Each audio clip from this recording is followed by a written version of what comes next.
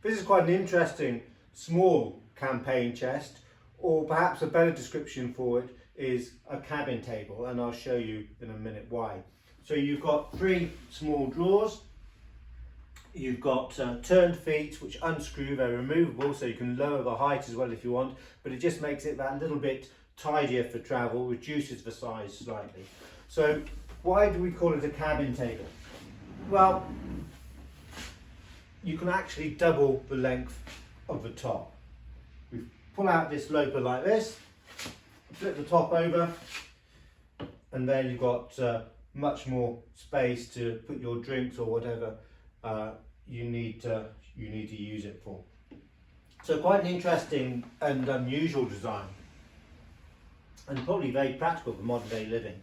But let's have a look at the locks, and they might give us a clue as to why it's such an unusual design.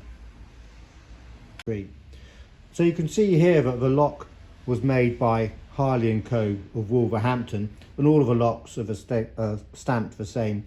But also what we've got over here is a broad arrow mark. That means that the lock was ordered by the Board of Ordnance for use in their workshops, and it had to fulfill a particular standard or else it was rejected.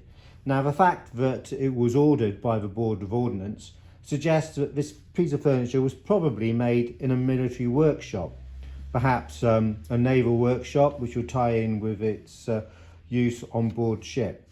So that gives you an indication probably as to why it's more of an unusual design and a little bit different to what the standard makers were getting up to.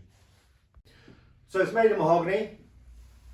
The handles to the drawers are gilt brass, nice and flush, as you'd expect from a piece of campaign furniture. They're a later form of campaign handle. We're not sure of the exact date that they first came into use, but it's likely to have been after 1875.